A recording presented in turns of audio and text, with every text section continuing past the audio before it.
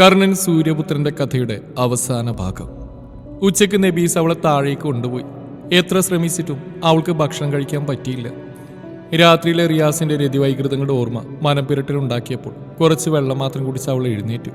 നബീസ പെട്ടെന്ന് റെഡിയായി വന്നു. ഞാൻ മില്ലിലേക്ക് പോവാട്ടോ, അവിടുന്ന് ഷോപ്പിലെല്ലാം കയറി രാത്രിയിലെത്തും. എന്തേലും ആവശ്യമുണ്ടെങ്കിൽ ജോലിക്കാരോട് പറഞ്ഞാൽ മതി. അഥവാ ആരെങ്കിലും വന്നാൽ മോള് പുറത്തിറങ്ങണ്ട. മകൻ സമ്മാനിച്ച പാടുകൾ ആരെങ്കിലും കണ്ടാൽ അപമാനമാണെന്ന് അവർക്കറിയാം. നസ്രീൻ അതിനും തലയാട്ടി. രാത്രി ആദ്യം വന്ന് റിയാസാണ്. അവനെ കണ്ടതും നസ്രീൻ പേടിയോടെ എഴുന്നേറ്റ് നിന്നു. വല്ലതും കഴിച്ചോ നീ? പുഞ്ചിരിയോട് റിയാസ് ചോദിച്ചു. അവളൊന്നും പറഞ്ഞില്ല. നിക്കാഹ് കഴിഞ്ഞതിൻ്റെ അടുത്ത ദിവസം തന്നെ ഞാൻ പോയതിൽ ദേഷ്യമുണ്ടോ? എന്ത് ചെയ്യാനാ, എല്ലാം കള്ളന്മാരാ. കണ്ണു തെറ്റിയാൽ കാശടിച്ചുകൊണ്ട് പോകും. വാപ്പുണ്ടാക്കിയ മുതൽ കാത്തു സൂക്ഷിക്കേണ്ടത് ഞാനല്ലേ? അവൻ കയ്യിലെ കവർ അവൾക്ക് കൊടുത്തു. ഇത് നിനക്കാ. അതേ പുഞ്ചിരിയോടെ ടവലും എടുത്ത് റിയാസ് ബാത്റൂമിലേക്ക് നടന്നു. നസ്രീൻ ആ കവർ തുറന്നു നോക്കി. പുതിയ മോഡൽ മൊബൈൽ, പിന്നെ സിം കാർഡും. അവൾക്ക് ആകെ അത്ഭുതം തോന്നി.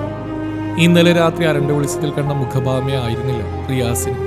അങ്ങനെ ഒരു സംഭവമേ നടന്നിട്ടില്ല എന്ന മട്ടിലാണ് അവൻ പെരുമാറുന്നത്. കുളി കഴിഞ്ഞ് ഡ്രസ്സ് മാറി വന്ന് റിയാസ് തന്നെ ഫോണിൽ സിം ഇട്ട് കൊടുത്തു. ഇപ്പൊ സന്തോഷമായില്ലേ? നസ്രീൻ ചിരിക്കാൻ ശ്രമിച്ചു. വാ കഴിക്കാം. അവൻ കയ്യിൽ പിടിച്ചപ്പോൾ എതിർക്കാതെ അവൾ കൂടെ ചെന്നു.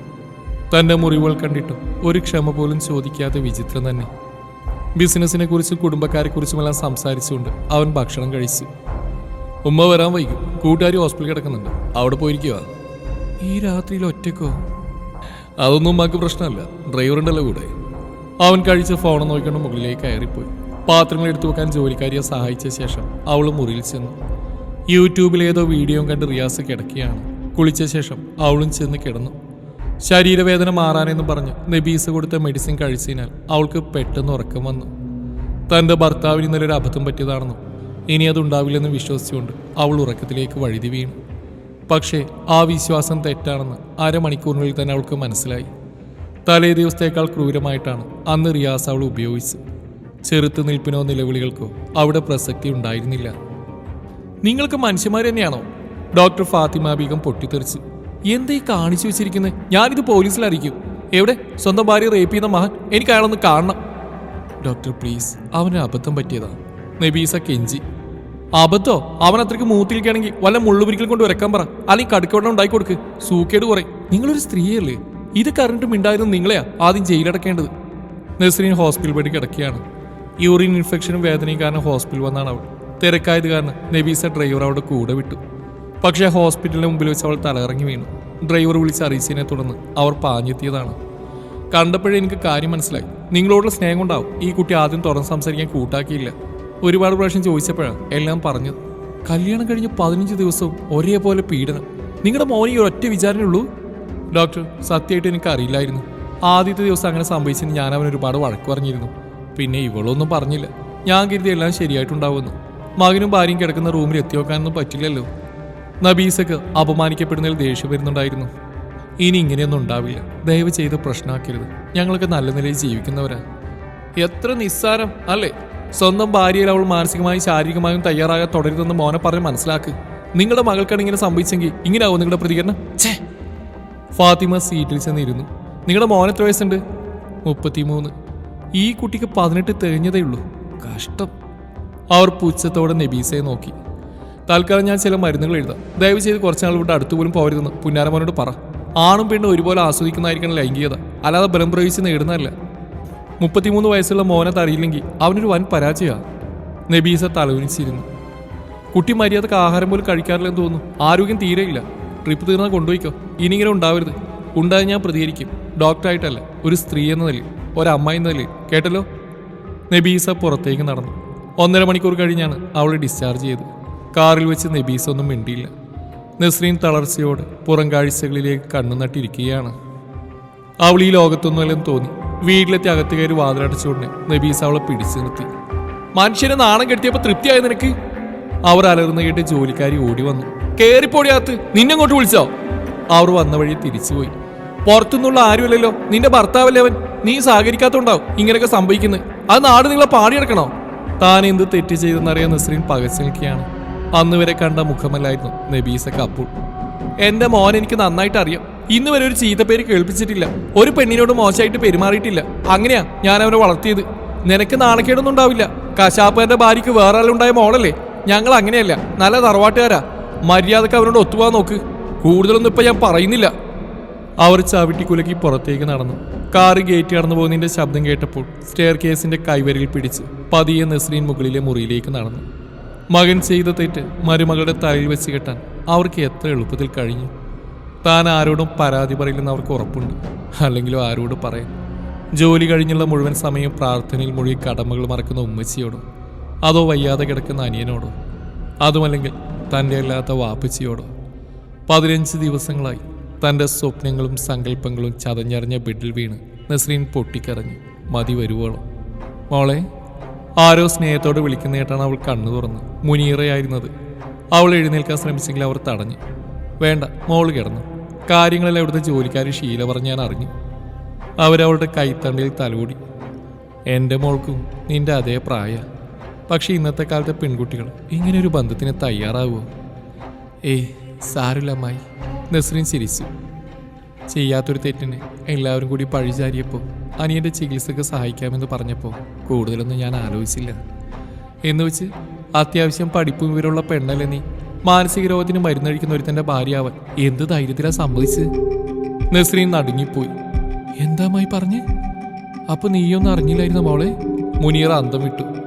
ഇല്ല. അവർ കുറച്ചു നേരം മിണ്ടാതിരുന്നു. പിന്നെ പോയി ഡോറ് ലോക്ക് ചെയ്തു. കുട്ടി, ഞാൻ കരുതി എല്ലാം അറിഞ്ഞിട്ട് നീ സമ്മതിച്ചാണെന്ന്. ചെറുപ്പം തൊട്ട് റിയാസിന്റെ പെരുമാറ്റത്തിൽ എന്തൊക്കെയോ കുഴപ്പമുണ്ടായിരുന്നു. പക്ഷെ അത് വെറും കുസൃതികളാണെന്ന് കരുതി എല്ലാവരും കണ്ണടച്ചു. പക്ഷെ അത് കൂടി വന്ന് പത്തി പഠിക്കുന്ന സമയത്താ. നസ്രീൻ ശ്വാസം അടക്കി പിടിച്ച് അവരെ കേൾക്കുകയാണ്. ആരോടെങ്കിലും ദേഷ്യം വന്നാൽ ഭയങ്കരമായിട്ട് അവനെ ഉപദ്രവിക്കും. അവൻ്റെ വാപ്പിയൊരിക്കലെറിഞ്ഞ് തല പൊട്ടിച്ചപ്പോഴാണ് എല്ലാവർക്കും പേടിയായത്. കൗൺസിലിങ്ങിന് കൊണ്ടുപോയി. അപ്പോൾ ഡോക്ടർ പറഞ്ഞു ഇതെന്തോ മനോരോഗമാണെന്ന്. അതിൻ്റെ പേരൊന്നും എനിക്കറിയില്ല കേട്ടോ. കുറേ നാൾ ചികിത്സിച്ച്, അതും ദൂരെയുള്ളൊരു ആശുപത്രിയിൽ. ഇവിടെ ആളുകൾ അറിഞ്ഞാൽ നാണക്കേടല്ലേ. പിന്നെ തിരിച്ചു വന്നപ്പോൾ മുതൽ അവൻ ആരോടധികം സംസാരിക്കൊന്നുമില്ല. എപ്പോഴും മുറിയിലിരിക്കും. കുടുംബക്കാരോരോന്നും ചോദിക്കാൻ തുടങ്ങിയപ്പോൾ മംഗലാപുരത്തുള്ള ഇവരുടെ ബന്ധുക്കളുടെ അടുത്തേക്ക് പറഞ്ഞയച്ചു. 1 വർഷത്തിന് ശേഷം അവൻ തിരിച്ചു വന്ന മുതൽ അവനും മറ്റേ ഭ്രാന്ത് കൂടി തുടങ്ങി. മുനീറ കുറച്ചുകൂടി അടുത്തേക്ക് നീങ്ങി നിന്നു. പെണ്ണുങ്ങളെ കാണുമ്പോൾ ഒരു തരം ഇളക്കം. അവിടുന്ന് മയക്കുമരുന്നോ മറ്റോ ഉപയോഗിക്കാൻ ശീലിച്ചതിൻ്റെ കൂടെ കിട്ടിയാന്നൊക്കെ പലരും പറയുന്നുണ്ട്. എപ്പോഴാ സ്വഭാവം മാറുമെന്ന് പറയാൻ പറ്റൂല. പുറമേ മാന്യനായിരിക്കും, പക്ഷേ തരം കിട്ടിയാൽ തനി സ്വരൂപം പുറത്തെടുക്കും. ഇവനെ പേടിച്ച് ഞാൻ എൻ്റെ മോളെ നിന്ന് ഇങ്ങോട്ട് വിടാറായില്ല. ഒന്നാമത് മാനസിക രോഗം, അതിന് കൂടെ മയക്കുമരുന്നു, പിന്നെ പറയണോ? ഷീല ഇവിടെ വരുന്നതിന് മുമ്പ് ഒരു കൊച്ചുണ്ടായിരുന്നു ജോലിക്ക്. ഒരിക്കലും ഇവൻ അവളെ കയറി പിടിച്ചു. അത് എതിർത്തപ്പോൾ തിളച്ച വെള്ളം ദേഹത്തൊഴിച്ചു. വലിയ പ്രശ്നമായതാ. നബീസ പൈസ ഒരുപാട് വാരിയെറിഞ്ഞ് ഒതുക്കി തീർത്തു. അവൻ ഈ ചെറിയ പെൺപിള്ളേരോടാ താല്പര്യം. ഈ വൃത്തിയായിട്ട സ്വഭാവം പെണ്ണിട്ടിയാൽ മാറുമെന്ന് ഏതോ വിവരമില്ലാത്ത പറഞ്ഞ മുതൽ നബീസ് ഒരു പെണ്ണിനെ തേടി നടക്കായിരുന്നു. നിന്റെ കഷ്ടകാലത്തിന് നീ ഇതിൽ പെട്ടുപോയി. നസ്രീൻ ഏതോ ലോകത്തിൽ നിന്ന പോലെയാണ് അവരുടെ ശബ്ദം കേട്ടത്. വിശ്വസിക്കാനാവുന്നില്ല. നിന്റെയും വീട്ടുകാരുടെയും പൂർണ്ണ സമ്മതത്തോടെയാണ് നിക്കാഹ് നടന്നതെന്നാ നബീസ എല്ലാവരോടും പറഞ്ഞ്. ഇക്ക കൃത്യമായിട്ട് ജോലിക്കൊക്കെ പോകുന്നുണ്ടല്ലോ അമ്മായി. രാത്രിയിലൊഴികെ മറ്റു സമയത്തൊന്നും പ്രശ്നമില്ല. അസുഖമാണെങ്കിൽ എല്ലായ്പ്പോഴും വേണ്ടേ? ഭ്രാന്ത് പലതരത്തിലുണ്ടല്ലോ മോളെ. പെട്ടെന്ന് മറ്റൊരാളായിട്ട് മാറുന്ന എന്തോ അസുഖ. മറ്റു സമയത്തൊന്നും കുഴപ്പമുണ്ടാവില്ല. ഇപ്പോഴും മയക്കുമരുന്ന് ഉപയോഗിക്കാറുണ്ടെന്നും പറയുന്നത് കേട്ടു. കെട്ടുറപ്പിച്ചതിന് ശേഷം മുതലാണ് അവൻ മില്ലിൽ പോയി ഇരിക്കാൻ തുടങ്ങിയത്. കുഴപ്പമൊന്നുമില്ലെന്ന് മറ്റുള്ളവരെ ബോധിപ്പിക്കാൻ വേണ്ടി. അവിടുത്തെയും മറ്റു കടകളിലെ എല്ലാ കാര്യങ്ങളും നോക്കി നടത്തുന്നത് നബീസയും പിന്നെ എൻ്റെ ഭർത്താവുമാണ്. ഇവൻ ഓഫീസിൽ ചുമ്മാ ഇരിക്കും. മുനീറ എഴുന്നേറ്റു. മുടങ്ങാതെ മരുന്ന് കഴിച്ചില്ലെങ്കിൽ അവന് നിയന്ത്രിക്കാൻ പറ്റില്ല. മാസത്തിൽ 1 തവണ ഹോസ്പിറ്റലിലും പോകണം. എൻ്റെ മോളെ, ഞാൻ ഇതൊക്കെ പറഞ്ഞെന്ന് നബീസ് അറിഞ്ഞേക്കരുത്. അവൾ എന്നെ കൊല്ലും.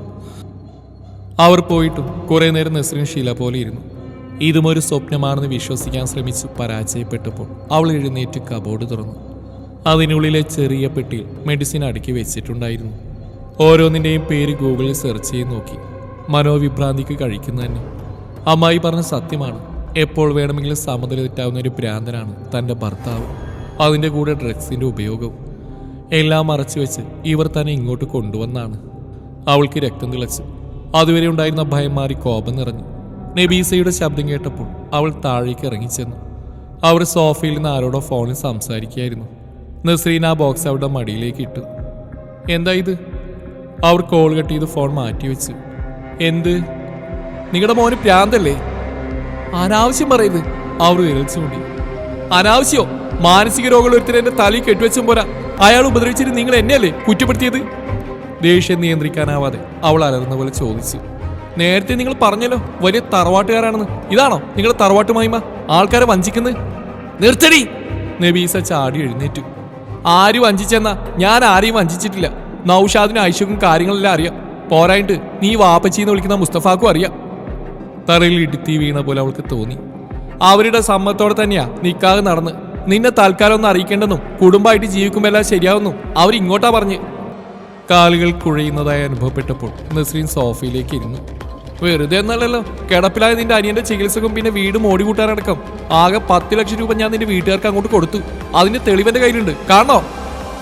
അവളൊന്നും മിണ്ടിയില്ല. അതിനുള്ള ത്രാണി ഇല്ലായിരുന്നെന്നാണ് സത്യം. വില കൊടുത്ത് വാങ്ങിയതാണെങ്കിലും നിന്നെ ഞാൻ അങ്ങനെയാണോ കണ്ടത്? ഇവിടെ നിനക്ക് എന്തെങ്കിലും കുറവുണ്ടോ? എന്നിട്ട് എന്നെ ചോദ്യം ചെയ്യുന്നോ? എന്നെ നിനക്ക് ശരിക്കും അറിയില്ല. അവർ മെഡിസിൻ ബോക്സ് എടുത്തു. അവന് ഭ്രാന്തൊന്നുമല്ല, ചില നേരത്തെ മനസ്സൊന്ന് പതറും. അതിന് മരുന്ന് കഴിക്കുന്നുണ്ട്. പിന്നെ ഞങ്ങൾ കുറച്ചധികം ലാളിച്ചുകൊണ്ട് വാശിയും ദേഷ്യം കൂടുതലാ. നീ വിചാരിച്ചാൽ മാറ്റാവുന്നേ ഉള്ളൂ. ഞങ്ങളില്ലായിരുന്നെങ്കിലേ നിന്റെ അനി ഇപ്പോഴും ശവം പോലെ കിടന്നേനെ. ഇപ്പൊ അവൻ മറ്റൊരാളുടെ സഹായത്തോടെയാണെങ്കിൽ അത്യാവശ്യം നടക്കുന്നില്ലേ? ആ നന്ദികളും കാണിക്കണം. ഒരു ജോലിക്ക് പോയാൽ 10 ലക്ഷം ഉണ്ടാക്കണമെങ്കിൽ നീ എത്ര വർഷം ജോലി ചെയ്യേണ്ടി വരുന്ന കണക്കൂട്ടി നോക്ക്. അപ്പൊ ഇത് തന്നെയല്ലേ ലാഭം? അവർ തന്നെ റൂമിന്റെ വാതിൽക്കലെത്തി തിരിഞ്ഞു നിന്നു. ഇനി കൂടുതൽ ചെയ്യാൻ നിൽക്കാതെ മുന്നോട്ട് നല്ല രീതിയിൽ ജീവിക്കാൻ നോക്ക്. അവനെ ദേഷ്യം പിടിപ്പിക്കാതിരുന്നാൽ മാത്രം മതി. ഈ കണ്ട സ്വത്തിനൊക്കെ നീ കൂടി അവകാശിയാ. ഇതുപോലൊരു ജീവിതം സ്വപ്നം കാണാനുള്ള യോഗ്യത പോലും നിനക്കില്ല എന്ന് കൂടി ഓർക്കണം. അവർ ഡോർ വലിച്ചടച്ചു. അന്ന് രാത്രി വേറെ റൂമിൽ കിടക്കാൻ നബീസ് അവളോട് പറഞ്ഞു. ഒരാഴ്ചയോളം വലിയ പ്രശ്നങ്ങളൊന്നും ഉണ്ടായില്ല. റിയാസ് അവൾ ആ വീട്ടിലുണ്ടെന്ന ഭാവം പോലും കാണിക്കാറില്ലായിരുന്നു.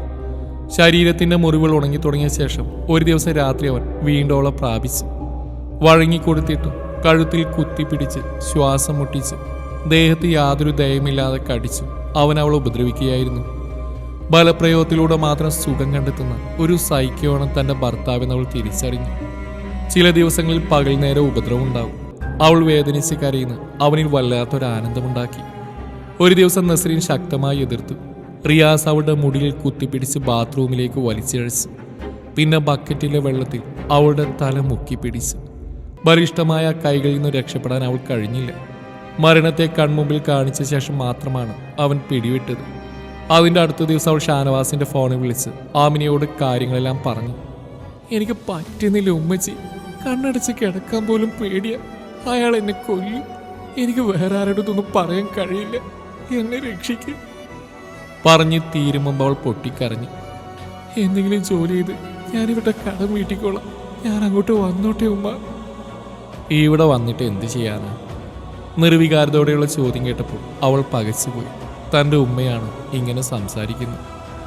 ഞാനും ഷാനും തന്നെ ഈ വീട്ടിലൊരു അധികം പറ്റാ. അവന് ജോലി ചെയ്യാനുള്ള ആരോഗ്യം കിട്ടിയാൽ ഞങ്ങളിവിടെ നിറങ്ങും. അത്രയ്ക്കും മടുത്തു. അതിനിടയിൽ നീയും ഇങ്ങനെ തുടങ്ങിയാലോ? എങ്ങനെയെങ്കിലും നീ പിടിച്ചു നിൽക്ക്. ഷാനുവിൻ്റെ കാര്യം കൂടി നോക്കണ്ടേ? നീ ഇങ്ങോട്ട് വന്നാൽ പിന്നെ നിനക്ക് വേണ്ടി അവൻ ജീവിതം പാഴാക്കും. ദയവ് ചെയ്ത് നീ ഇതാരോടും പറയണ്ട, പ്രത്യേകിച്ച് ഷാനുവിനോട്. ഉമ്മച്ചിയുടെ വാക്കുകൾ സത്യമാണെന്ന് അറിയാവുന്നതുകൊണ്ട് തന്നെ അവളെല്ലാം സഹിക്കാനും ക്ഷമിക്കാനും തുടങ്ങി. റിയാസ് ആക്രമിക്കാൻ വരുമ്പോൾ ഏതെങ്കിലും റൂമിൽ കയറി വാതിലടക്കാനും എന്നും ഒരകലത്തിൽ നിന്ന് മാത്രം സംസാരിക്കാൻ അവൾ ശീലിച്ചു. ബെഡ്റൂമിൽ അവൻ്റെ ശരീരത്തിനടിയിൽ കിടന്ന് വേദന കൊണ്ട് പൊളയുമ്പോൾ നിലവിളി പുറത്ത് കേൾക്കാതിരിക്കാൻ നാവ് അമർത്തി കടിച്ചു പിടിക്കാനും ഇന്ന് അവൾക്കറിയാം. ചുവപ്പ് നിറത്തിലുള്ള ഗുളിക കഴിക്കുന്ന രാത്രികളിൽ അവൻ പെട്ടെന്ന് ഉറങ്ങുമെന്ന് മനസ്സിലാക്കിയതോടെ തീരെ വയ്യാത്ത ദിവസങ്ങളിൽ നസീർ അത് 2 എടുത്ത് കൊടുക്കാൻ തുടങ്ങി. റിയാസ് അത് ശ്രദ്ധിക്കാറുമില്ല. ഏകദേശം 1 വർഷം കടന്നുപോയി. പകൽ സമയങ്ങളിൽ നേരം പോവാനുള്ള ഉപാധി ഫേസ്ബുക്ക് ആയിരുന്നു. അതിലൊരു ഗ്രൂപ്പിൽ യദുകൃഷ്ണൻ എന്ന എഴുത്തുകാരൻ്റെ കഥകൾ അവൾക്ക് ഒത്തിരി ഇഷ്ടമായി. അയാളുടെ പല കഥകൾക്കും തൻ്റെ ജീവിതവുമായി സാമ്യമുള്ള പോലെ അവൾക്ക് തോന്നാറുണ്ട്. ഷാനവാസ് ഒറ്റയ്ക്ക് നടക്കാൻ തുടങ്ങിയിരുന്നു. വല്ലപ്പോഴും അവൻ അവളെ കാണാൻ വരും. ഉത്തരവാദിത്തമുള്ള ഭാര്യയായി, കുടുംബിനിയായി അവൾ അനിയന് മുന്നിൽ നന്നായിട്ട് അഭിനയിച്ചു. തനിക്ക് കിട്ടിയ ജീവിതവുമായി പൊരുത്തപ്പെടാൻ അവൾ ശീലിച്ചു കഴിഞ്ഞു. പണത്തിനു വേണ്ടി അടിമയെപ്പോലെ വിൽക്കപ്പെട്ടവൾക്ക് വേറെ വഴിയില്ലല്ലോ. 3.5 മാസം ഗർഭിണിയായിരുന്ന സമയത്താണ് ജീവിതം അപ്പാടെ മാറിമറിഞ്ഞത്. ശരീരം അനങ്ങരുതെന്ന ഡോക്ടറുടെ കർശന നിർദ്ദേശം ഉണ്ടായിരുന്നതിനാൽ നബീസ റിയാസിന് അവളുടെ അടുത്തേക്ക് പോകാൻ അനുവദിച്ചിരുന്നില്ല. ആ കുഞ്ഞ് ജനിച്ചാൽ മകന് പൂർണ്ണമായും ഭേദമാവുമെന്ന് അവർ വിശ്വസിച്ചു. റിയാസ് ഒരുപാട് മാറിയിരുന്നു. പഴയ പോലെ ബലപ്രയോഗമൊന്നുമില്ല. ദേഷ്യം വരുമ്പോൾ നസ്രീനെ അടിക്കുകയോ കയ്യിൽ കിട്ടുന്നെടുത്ത് എറിയുകയോ ചെയ്യും. ഇപ്പോൾ അവൻ്റെ എല്ലാ കാര്യങ്ങളും നബീസ ചെയ്തു കൊടുക്കുന്നതിനാൽ അതുമില്ല. എല്ലാം ശാന്തമായി പോയിക്കൊണ്ടിരിക്കുകയായിരുന്നു. നബീസ വേറെ ആവശ്യത്തിന് പുറത്തുപോയൊരു ദിവസം ഫേസ്ബുക്കിലൂടെ വെറുതെ കണ്ണോടിക്കുകയായിരുന്നു നസ്രീൻ. റിയാസ് മുറിക്കുള്ളിൽ പ്രവേശിച്ചു. അവൾ പുൻസിരിയോടെ പതിയെ എഴുന്നേറ്റു. കുറേ നാളായി ഉപദ്രവമൊന്നും ഇല്ലാതിരുന്നതിനാൽ അവൾക്ക് ഭയം തോന്നിയില്ല. ഇക്ക നേരത്തെയാണല്ലോ, കഴിക്കാൻ എടുക്കട്ടെ? അവനൊന്ന് മൂളി. നസ്രീൻ മുറിയിൽ നിന്നിറങ്ങി സ്റ്റെയർ കേസ് ഇറങ്ങാൻ തുടങ്ങിയായിരുന്നു. പെട്ടെന്ന് റിയാസ് ഓടി വന്ന് അവളുടെ വയറിലൂടെ കൈയിട്ട് കെട്ടിപ്പിടിച്ചു. അവൾ കുതറി. ഇക്ക വേണ്ട, പ്ലീസ് വിട്, ഡോക്ടർ പറഞ്ഞതാ ഇപ്പൊന്നും പാടില്ലെന്ന്. അവനത് കേട്ടതായി ഭാവിക്കാതെ അവളെ പൊക്കിയെടുക്കാൻ ശ്രമിച്ചു. നസ്രീൻ എതിർത്തു. ഇക്ക നമ്മുടെ കുഞ്ഞിനാ ദോഷം, പ്ലീസ് പറയുന്ന കേൾക്ക്.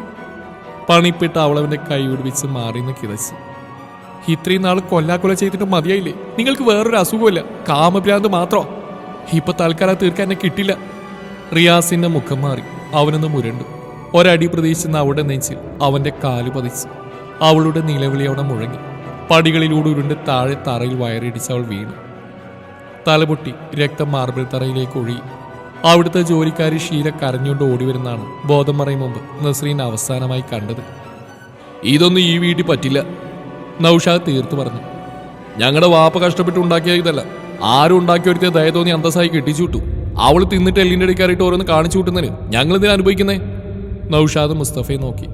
എപ്പോഴത്തെയും പോലെ ബീഡി കത്തിച്ച് പോക്കിയാണ് അയാൾ. വീടിന്റെ പൂമുഖത്ത് ആയിഷയും ആമിനയും ഷാനവാസും ഉണ്ടായിരുന്നു. തെറ്റുകൾ റിയാസിന്റെ ഭാഗത്തുണ്ടാവും, അതൊക്കെ സംസാരിച്ചിരിക്കുക വേണ്ട, അല്ലാതെ എല്ലാം ഉപേക്ഷിച്ചിട്ട് ഇങ്ങോട്ട് കെട്ടിയെടുക്കുകയല്ല. അയാൾ ഷാനവാസിനെ നേരെ തിരിഞ്ഞു. പ്രായത്തേക്കാൾ പക്വതയുള്ള ആളാണല്ലോ നീ, എന്തേ ഇപ്പൊ അതില്ലേ? റിയാസിനെ തല്ലാൻ പോയിട്ട് എന്തായി?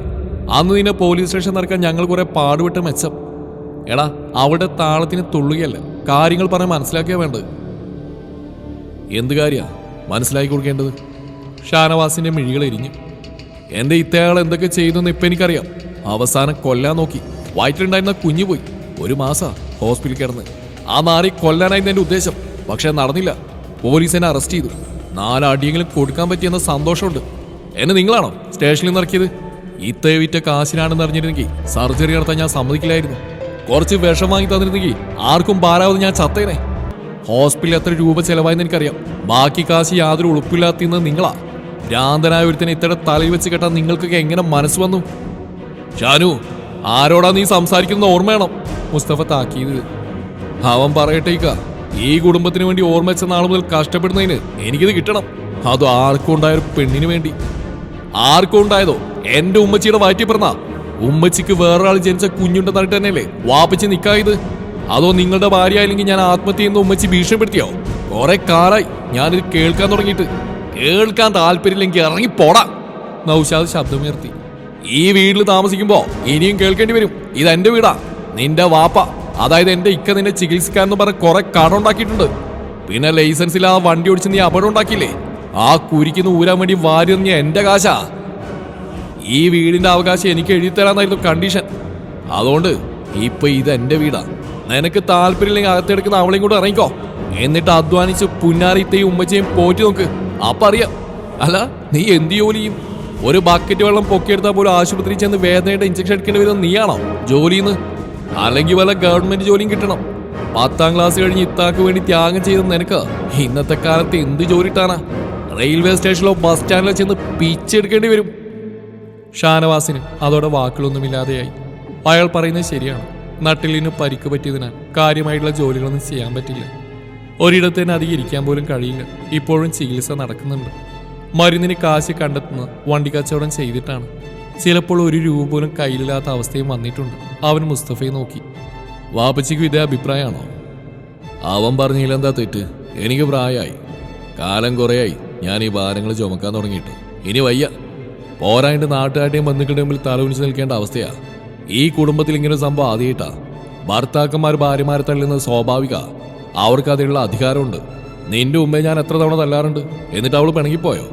പിന്നെ കുഞ്ഞില്ലാതായത്, അതൊക്കെ പടച്ചോനെ തീരുമാനാ. കഷ്ടം, ഷാനവാസ് സഹതാപത്തോടെ പറഞ്ഞു. പിന്നെ ആമിനയെ നോക്കി. ഉമ്മച്ചിക്കൊന്നും പറയാനില്ലേ? അവർ നിസ്സഹായി തലകുനിച്ചു. സാരമില്ല, എനിക്കെന്തായാലും ഇത്തേയും ഒഴിവാക്കാൻ പറ്റില്ല. വേറെ താമസസ്ഥലം കിട്ടുന്നവരെ ഞങ്ങൾ ഇവിടെ തന്നെ ഉണ്ടാവും. അടിച്ചിറക്കി വിടാനൊന്നും ഒരുത്തന്നെ അധികാരമില്ല. അതിന് ശ്രമിച്ചാ എല്ലാത്തിനെയും ഞാൻ കോടതി കയറ്റും. അത്രയും പറഞ്ഞിട്ട് ഷാനവാസ് വീടിനകത്തേക്ക് നടന്നു.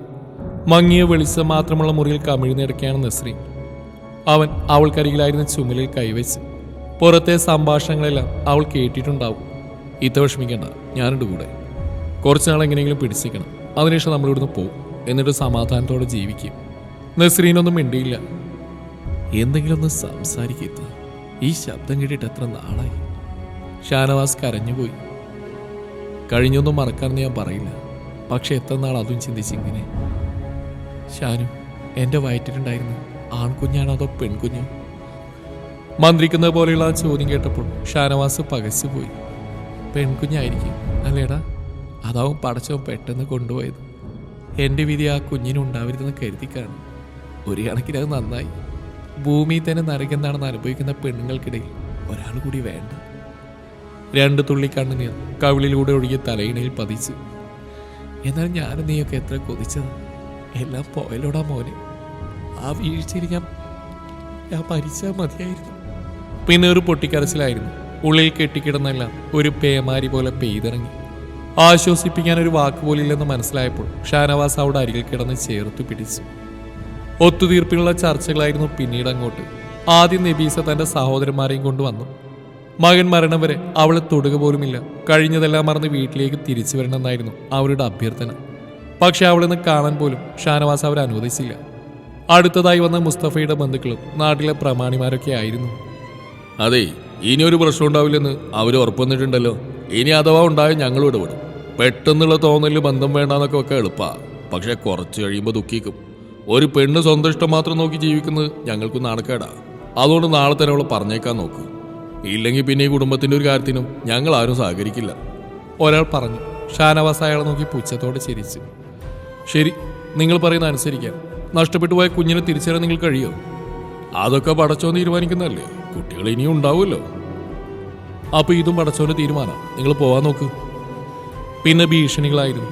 റിയാസിന്റെ പേരിൽ കൊടുത്ത കേസുകൾ പിൻവലിച്ച് അവന്റെ കൂടെ പോയില്ലെങ്കിൽ എല്ലാവരെയും കൊല്ലുമെന്നൊക്കെ പല നമ്പറുകളിൽ നിന്നും ഫോൺ വിളികൾ വരാൻ തുടങ്ങി. അതും ചേർത്തൊരു പരാതി പോലീസ് സ്റ്റേഷനിൽ കൊടുത്തപ്പോൾ എല്ലാം കുറച്ച് ഒതുങ്ങി. നൗഷാദായിരുന്നു അവിടെ അടുത്ത പ്രശ്നം. അയാൾ വീണ്ടും പഴയതുപോലെ പെരുമാറി. പണ്ട് നീ എതിർത്ത് മനസ്സിലാക്കാം. പക്ഷേ ഇപ്പൊ എന്താ കുഴപ്പം? വീട്ടിൽ മറ്റാരുമില്ലാത്ത ദിവസം അയാൾ അവിടെ അടുത്ത് നിന്ന് മയത്തിൽ ചോദിച്ചു. ആരും അറിയില്ല. നീ ഇവിടുന്ന് എങ്ങോട്ടും പോവുകയും വേണ്ട. എന്നോട് സഹകരിച്ചാൽ മാത്രം മതി. ഒരാണിന്റെ കൂടെ കിടന്നാൽ കിട്ടുന്ന സുഖം എന്താണെന്ന് നിനക്കിന്നറിയാലോ. നസ്രി നിർവികാരമായ കണ്ണുകൾ ഉയർത്തി അയാളെ നോക്കി. പിന്നെ ബെഡിനടിയിൽ നിന്നൊരു കത്തിയെടുത്തു. ഇത് പ്രതീക്ഷ തന്നെയാ ഞാനിവിടെ താമസിക്കുന്നു. എനിക്ക് നഷ്ടപ്പെടാൻ ഒന്നുമില്ല. ഒരാളെ കൊല്ലാനെന്ന് എനിക്ക് എളുപ്പമാണ്. എന്നെ കൊണ്ട് ചെയ്യിക്കരുത്. ഇരയെ നഷ്ടമായ മൃഗത്തിനെ പോലെ അവളെയും തറപ്പിച്ചു നോക്കി അയാൾ പുറത്തിറങ്ങി. കുറെ മാസങ്ങൾ കടന്നുപോയി. അവൾക്കും ഷാനവാസിന് ആമിനിക്കും ആ വീട്ടിൽ ഭക്ഷണം ഉണ്ടാക്കാറില്ല. ആയിഷ തനിക്കും ഭർത്താവിന് ആവശ്യമുള്ള മാത്രമേ ഉണ്ടാക്കൂ. മുസ്തഫ വീട്ടിൽ നിന്നൊന്നും കഴിക്കാറുമില്ല. ഷാനവാസ് തനിക്ക് കഴിയാവുന്ന ജോലികളൊക്കെ ചെയ്ത് കിട്ടുന്ന കാശ് കൊണ്ടാണ് ആ 3 വയറുകൾ കഴിയുന്നത്. തൻ്റെ അവശതകളൊന്നും അവന് പ്രശ്നമായിരുന്നില്ല. ജോലി കഴിഞ്ഞ് വന്നാൽ അവൻ തൻ്റെ ഫോണിൽ നസ്രീന് കൊടുക്കും. എവിടെയെങ്കിലും ജോലി ഒഴിവുകളുണ്ടോ എന്നാണ് അവൾ ആദ്യം നോക്കുക. താൻ ഇവിടെ ഉള്ളിടത്തോളം അനിയനും ഉമ്മച്ചിക്കും മനസ്സമാധാനം കിട്ടില്ലെന്ന് അവൾക്ക് നന്നായിട്ട് അറിയാം. ശരീരവേദന കൊണ്ട് രാത്രി ഉറങ്ങാൻ പോലും കഴിയാതെ ഷാനവാസ് കഷ്ടപ്പെടുന്നത് എങ്ങനെയെങ്കിലും അവസാനിപ്പിക്കണം. അതായിരുന്നു അവളുടെ ലക്ഷ്യം. 1-2 സ്ഥലത്ത് ജോലിക്ക് പോകാൻ അവൾ ശ്രമിച്ചെങ്കിലും മുസ്തഫ അനുവദിച്ചില്ല. എല്ലാവരുടെയും മുമ്പിൽ നാറ്റിച്ചൊമ്പോ പറയണ്ടോ? ഇനി ഉദ്യോഗസ്ഥാവത്തെ കുറവേ ഉള്ളൂ. പെണ്ണുങ്ങൾ ജോലിക്ക് വന്ന പതിവൊന്നും വിടില്ല. ഇനി ഉണ്ടാവില്ല. എന്നെ ധിക്കരിച്ച് നീ പോയാ അവിടെ വന്ന് ഞാൻ നിന്നെ തല്ലു. അയാൾ ദേഷ്യം കൊണ്ട് വരച്ചു. ആ വീട്ടിൽ താമസിക്കുന്ന കാലത്തോളം തനിക്ക് ജോലി എന്നൊരു പാഴ്ക്കിനാവെന്ന് അവൾക്ക് മനസ്സിലായി. ഷാനവാസിന് ഈ ഒരു കാര്യത്തിൽ അവളുടെ ഭാഗം ചേർന്ന് സംസാരിക്കാനുള്ള കഴിവില്ലായിരുന്നു. അങ്ങനെ തൽക്കാലം അവൾ ആഗ്രഹങ്ങൾ അടക്കി വെച്ചു. പക്ഷേ ഓരോ ദിവസവും ഭൂതകാലത്ത് അനുഭവിച്ച നരകയാതനകളും കുഞ്ഞ് നഷ്ടപ്പെട്ടുമെല്ലാം അവളെ വേട്ടയാടിക്കൊണ്ടിരുന്നു. ആയിഷയുടെ കുത്തുവാക്കുകളും ശാപങ്ങളും നൗഷാദിന്റെ വൃത്തികെട്ട നോട്ടവുമെല്ലാം കൂടി അവളെ ഭ്രാന്തിന്റെ വക്കിലെത്തിച്ചു. അതിൽ നിന്ന് രക്ഷപ്പെടാനാണ് വീണ്ടും ഫേസ്ബുക്കിൽ കഥകൾ വായിക്കാൻ തുടങ്ങിയത്. യേതുകൃഷ്ണന്റെ ഓരോ കഥക്കും അവൾ കാത്തിരുന്നു. അങ്ങനെ ഒരിക്കൽ മുഖപുസ്തകത്തിലൂടെയുള്ള സഞ്ചാരത്തിനിടെയാണ് റോഷിനിയെ പരിചയപ്പെടുന്നത്. ഒരുപാട് സ്ത്രീകളെ ജീവിതത്തിൽ രക്ഷപ്പെടുത്തിയിട്ടുള്ള പെൺകുട്ടി. റോഷിനി ഏതും കൂട്ടുകാരാണെന്ന് അറിഞ്ഞതോടെ അവൾക്ക് താല്പര്യം വർദ്ധിച്ചു. ഇടയ്ക്കിടെ റോഷിനിയുമായി ചാറ്റ് ചെയ്യാൻ തുടങ്ങി. പിന്നെ അത് ഫോൺ വിളികളിലേക്ക് മാറി. ഒന്നും ഒളിപ്പിക്കാതെ താൻ അനുഭവിച്ചതും അനുഭവിച്ചുകൊണ്ടിരിക്കുന്നതുമായ എല്ലാ നസ്രീൻ തുറന്നു പറഞ്ഞു. വിശ്വസിക്കാൻ പറ്റിയ നല്ലൊരു സുഹൃത്ത്, ഒരു ചേച്ചി, അതായിരുന്നു അവൾക്ക് റോഷിനി. എന്നിട്ട് നിന്റെ കൂട്ടുകാരി അമ്പിളി പിന്നെ വിളിച്ചില്ലേ? എല്ലാം കേട്ട ശേഷം റോഷിനി ചോദിച്ചു. ഒരിക്കൽ വിളിച്ചിരുന്നു. സുനിലേട്ടന് കോയമ്പത്തൂർ എന്തോ ജോലി ശരിയായതിനാൽ അങ്ങോട്ട് പോവാണെന്ന് പറഞ്ഞു. അവൾ കാരണം എൻ്റെ ജീവിതം ഇങ്ങനെയൊക്കെ ആയതിൽ സങ്കടമുണ്ടെന്നും പറഞ്ഞു. എൻ്റെ ജീവിതം അവൾ കാരണം നല്ല ചേച്ചി നശിച്ച്. എൻ്റെ വിധിയെ പഴിച്ചുകൊണ്ടിരിക്കുന്നവരൊക്കെ തോറ്റിട്ടേ ഉള്ളൂ. നിനക്ക് രക്ഷപ്പെടണം, മനുഷ്യന്മാരെ പോലെ ജീവിക്കണം. എൻ്റെ കൂടെ വാ, ഞാൻ സഹായിക്കാം. ആഗ്രഹമൊക്കെ ഉണ്ടായിരുന്നു. പക്ഷെ ഇപ്പം ഞാൻ ഇറങ്ങിയ കുറ്റവാളികളാവുക എൻ്റെ ഉമ്മച്ചി അനിയനായിരിക്കും. സാരമില്ല, എനിക്കിപ്പോൾ എല്ലാം പറയാൻ ചേച്ചി ഉണ്ടല്ലോ, അത് മതി. എത്ര നാൾ നീ അവിടെ ഇങ്ങനെ നിൽക്കും കുട്ടി? അതിനുള്ള ഉത്തരം അവൾക്കും അറിയില്ലായിരുന്നു. തീരെ നിവൃത്തിയില്ലെന്ന് തോന്നുന്ന നിമിഷം നീ ഇറങ്ങിക്കും. ആദ്യം നീ ചൂടുറപ്പിക്കണം, പിന്നെ ഉമ്മച്ചി അനിയനെ കൂടെ കൂട്ടാം. എന്ത് സഹായം വേണമെങ്കിലും ഏത് പാതിരാത്രിക്കാലും എന്നെ വിളിച്ച്. റോഷ്നി വാക്കുകൊടുത്തു. കുറച്ച് നാൾ കൂടി കഴിഞ്ഞപ്പോൾ അടുത്ത പ്രശ്നം തലപൊക്കി തുടങ്ങി. വേറൊരു വിവാഹാലോചന, അത് അവിടെ ഇരട്ടി പ്രായമുള്ള ഒരാളുടെ. റിയാസിനെ വേണ്ടെങ്കിൽ വേണ്ട, അത് നമുക്ക് അവസാനിപ്പിക്കാം. ഇതൊരു നല്ല ബന്ധമാണ്. ഭാര്യ വർഷങ്ങൾക്ക് മുമ്പേ മരിച്ചു. ഒരു മോള് കല്യാണം കഴിഞ്ഞു പോയി. മോൻ മെഡിസിന് പഠിക്കുന്നു. അന്വേഷിച്ചിടത്തോളം നല്ല അഭിപ്രായമാണ് എല്ലാവർക്കും. ഇവളായിട്ട് കുഴപ്പമൊന്നും ഉണ്ടാക്കാതിരുന്നാൽ മതി. നൗഷാദ് വിശദീകരിച്ചു. മുസ്തഫക്കും ആയിഷയ്ക്കും അത് ബോധിച്ചു. ഷാനവാസ് എന്തോ പറയാൻ തുടങ്ങും മുമ്പ് നസ്രീൻ അങ്ങ്, ഇത്തവണ എത്ര രൂപക്കാ എന്നെ വിൽക്കുന്നത്? എല്ലാവരും ഞെട്ടി. എനിക്ക് ഒരുത്തന്നെ കൂടെ പൊറുക്കായിട്ട് ഉറക്കം വരുന്നില്ലെന്ന് നിങ്ങളോട് ഞാൻ പറഞ്ഞു. എൻ്റെ ജീവിതത്തിൽ എന്തിനാ നിങ്ങൾ കൈ കടത്തുന്നത്? നിന്നോട് ഞങ്ങൾ അഭിപ്രായം ചോദിച്ചോ? മുസ്തഫ ബീഡിക്കുറ്റി നിലത്തിട്ട് ചവിട്ടിക്കെടുത്തി. ഒന്നുകിൽ റിയാസിന്റെ കൂടെ പോണം, അല്ലെങ്കിൽ ഇതിന് സമ്മതിക്കണം. ഏത് വേണമെന്ന് എനിക്ക് ഇപ്പൊ തീരുമാനിക്കാം, അല്ലാതെ ഇവിടെ ഇങ്ങനെ തുടരാൻ പറ്റില്ല. ഇത്രയും ക്രൂരനാവൻ എങ്ങനെ കഴിയുന്നു വാപ്പിച്ചി നിങ്ങൾക്ക്? അതേടാ, ഞാൻ ക്രൂരൻ തന്നെയാ. ഇവൾ ഒരുത്തി കാരണം ചീത്തപ്പേര് കേൾക്കുന്നത് ഞാനാ. നിനക്കത് പ്രശ്നമല്ലായിരിക്കും. അയാൾ അവിടെ നേരെ തിരിഞ്ഞു. ഭർത്താവിനെയും വീട്ടുകാരെയും പരിചരിച്ച് അടങ്ങി ഒതുങ്ങി കഴിയുകയാണ് അന്തസ്സുള്ള പെണ്ണുങ്ങൾ ചെയ്യുന്നത്. ഇനിയുള്ള കാര്യങ്ങൾ നന്നായിട്ട് ജീവിക്കാൻ നോക്ക്. ഇനി അതല്ല എന്നെ എതിർക്കാനാണ് ഭാവെങ്കിൽ എന്റെ ശരിക്കുള്ള സ്വഭാവം നീ അറിയും. ശരിക്കും അതൊരു ഭീഷണി തന്നെയായിരുന്നു. ആ വീട്ടിൽ നിന്ന് എത്രയും പെട്ടെന്ന് ഇറങ്ങാമെന്ന് ഷാനവാസ് നിർബന്ധിച്ചെങ്കിലും അവൾ വഴങ്ങിയില്ല. ഭക്ഷണത്തിന് പോലും ബുദ്ധിമുട്ട് അനുഭവിക്കുമ്പോൾ എങ്ങനെ വാടക കൊടുക്കും? ഷാനവാസിന്റെ ചികിത്സയ്ക്ക് തന്നെ കാശ് കുറേ വേണം. ആമിനിക്കും വാർദ്ധക്യ സഹജമായ അസുഖങ്ങളുണ്ട്. ദേഷ്യം വരുമ്പോൾ തെറി വിളിക്കുമെങ്കിലും മുസ്തഫ അവരുടെ മരുന്നൊന്നും മുടക്കാറില്ല. വേറെ താമസിച്ചാൽ ആ ചെലവ് കൂടി കാണണം. എല്ലാം കൊണ്ട് കുടുങ്ങിയ അവസ്ഥയിൽ നിൽക്കുമ്പോഴാണ് അവളുടെ മനസ്സിൽ റോഷിനിയുടെ മുഖം തെളിഞ്ഞത്. ഉടനെ അവൾ റോഷിനിയെ വിളിച്ച് എല്ലാം വിശദമായി പറഞ്ഞു. നിന്റെ വാപ്പച്ചിയെ മുന്നിൽ കിട്ടിയിരുന്നെങ്കിൽ ഞാൻ അടിച്ച് കരണം പോച്ചേനെ. അയാൾക്ക് നാളെ ഇങ്ങനെ ചെയ്യാൻ. റോഷിനിക്ക് കോപം നിയന്ത്രിക്കാനായില്ല. അന്നേ ഞാൻ പറഞ്ഞല്ലേടി ഇറങ്ങി വരാൻ. ഇനിയിപ്പോൾ എന്ത് ചെയ്യും ചേച്ചി? ശരിക്കും ജീവിതം മടുത്തു. ഒരു ബാഗിൽ അത്യാവശ്യം വേണ്ട ഡ്രസ്സും സർട്ടിഫിക്കറ്റ് എടുത്ത് ഇറങ്ങിക്കോ. അപ്പോൾ ഷാനും ഉമ്മച്ചിയും, എടി ആദ്യം സ്വയം രക്ഷിച്ചാലും മറ്റുള്ളവരെ രക്ഷിക്കാൻ കഴിയും. അവരോട് കാര്യങ്ങൾ പറഞ്ഞ് മനസ്സിലാക്കി ഇന്നെ ഇറങ്ങിക്കോ.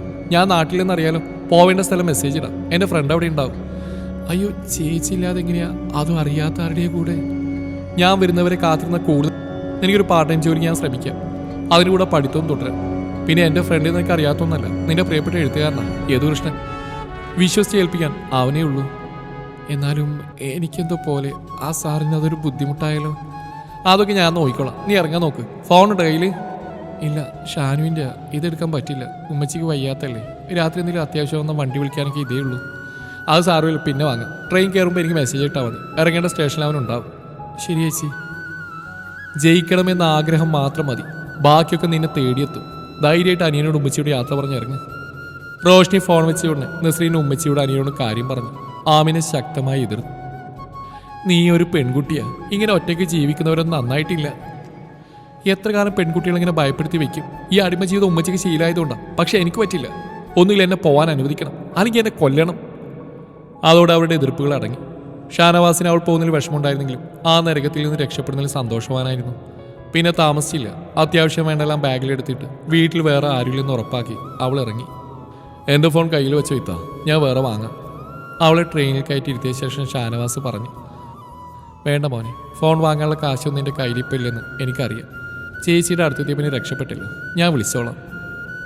റോഷ്നി നാട്ടിൽ നിന്ന് അവനറിയില്ല. അന്യനായ ഒരു പുരുഷൻ്റെ അടുത്തേക്ക് ഒരിക്കലും അവൻ തന്നെ വിടില്ലെന്ന് അവൾക്കറിയാവുന്നതുകൊണ്ട് പറഞ്ഞിട്ടില്ല. ഷാനു, നീ സൂക്ഷിക്കണം. ഞാൻ പോയതറിഞ്ഞ വാപ്പിച്ച് മറ്റുള്ളവരും എങ്ങനെ പ്രതികരിക്കുന്നവർക്ക് പേടിയാവുക. ഏയ്, അതോർത്തിട്ട് ടെൻഷൻ അടിക്കണ്ട, ഞാൻ നോക്കിക്കോളാം.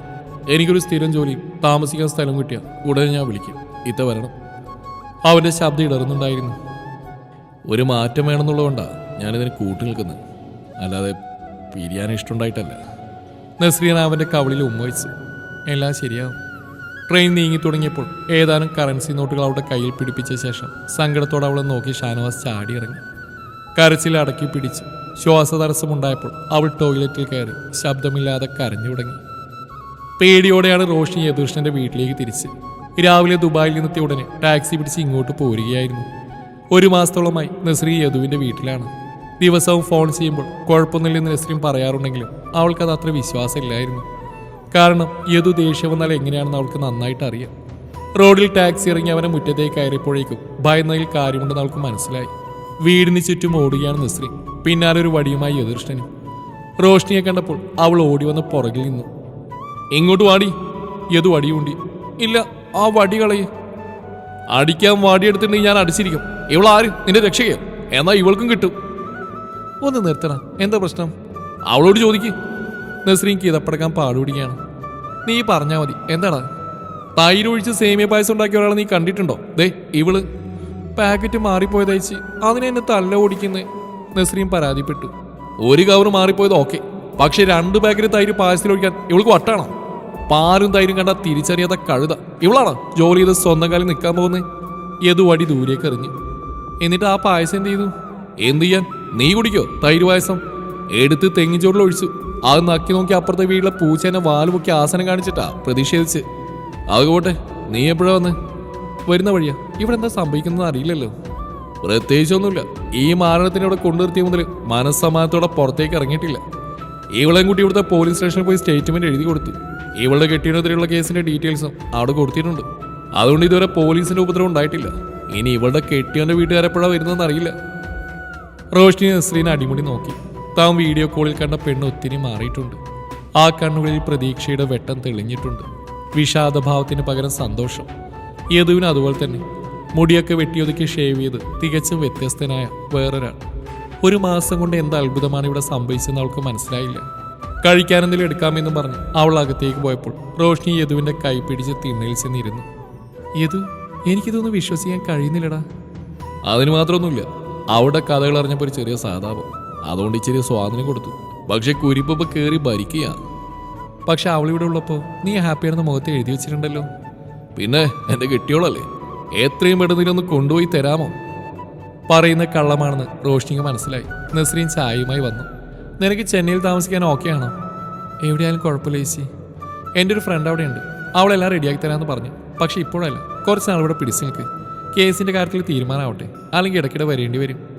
അത്രയും നാളും ഞാനിതിനെ സഹായിക്കണോ? ഓ, എന്നെ കൊണ്ട് വയ്യേ.